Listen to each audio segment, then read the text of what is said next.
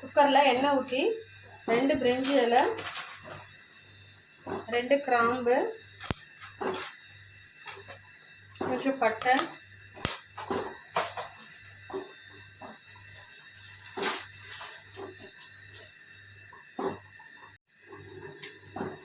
ரெண்டு பட்டை எல்லாம் போட்டுடலாம்.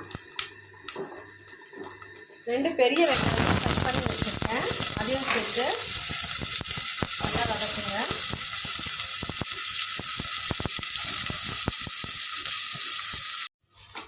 இஞ்சி பூண்டு பேஸ்ட்டு அது 2 ஸ்பூன் போட்டுக்கலாம். போட்டுட்டு நல்லா வதக்குங்க. கோல்டன் ப்ரௌனாக ஆகிடுச்சு வெங்காயம் நல்லா.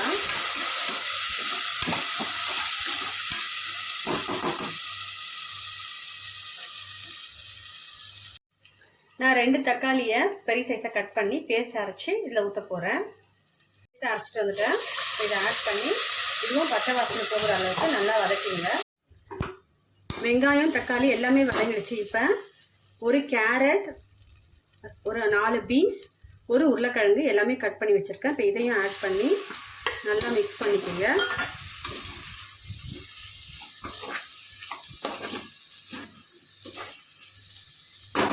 இது கொஞ்சம் வதங்கட்டும்.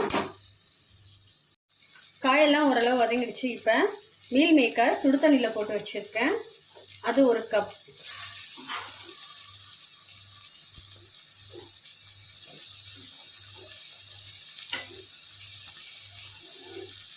இதையும் காயோட நல்லா மிக்ஸ் பண்ணி விடுங்க.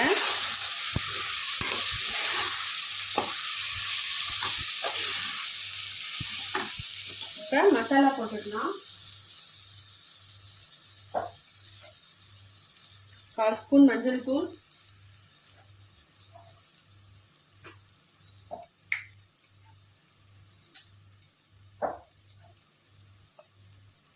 1 ஸ்பூன் பிரியாணி மசாலா தூள்,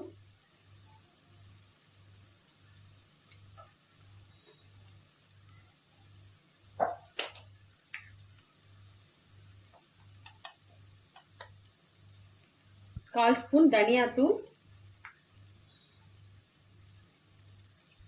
இது காய்க்கு அரிசிக்கு தேவையான அளவு உப்பு, அரிசி போட்டுட்டு அதுக்கப்புறம் மறுபடியும் செக் பண்ணிக்கலாம். இதெல்லாம் சேர்த்து மிக்ஸ் பண்ணி விடுங்க. காயோட மீல் மேக்கரோட நல்லா மசாலா ஒட்டணும். நான் 3 டம்ளர் அரிசி வச்சுருக்கேன். இது வந்து நார்மல் அரிசி. ஸோ நான் 1க்கு 2 வைக்கணும். அப்போ 6 டம்ளர் அரிசி ஊற்ற போகிறேன். 3 டம்ளர் அரிசிக்கு நான் 6 டம்ளர் தண்ணி வைக்கிறேன். அளந்து ஊற்றியாச்சு. கொஞ்சம் தண்ணி கொதிக்கட்டும். அப்புறம் அரிசி கழுவி இதில் போட்டு விசில் போட்டுடலாம். லைட்டாக கொதி வந்துருச்சு. நான் இப்போ அரிசி கழுவி வச்சுருக்கேன், அதை இதோட ஆட் பண்ணிக்கிறேன்.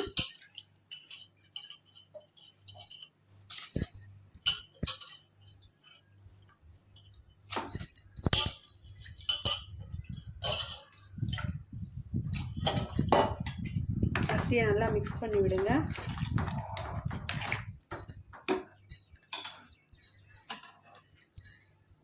ஒரு கை கொத்தமல்லி கட் பண்ணி வச்சுருக்கேன், அதையும் இதோட போட்டுடுறேன். சாதம் வேக ஆரம்பிச்சிருச்சு. இப்போ நம்ம விசில் போட்டுடலாம். நான் உப்பு டேஸ்ட் பண்ணிட்டேன், கரெக்டாக இருக்குது.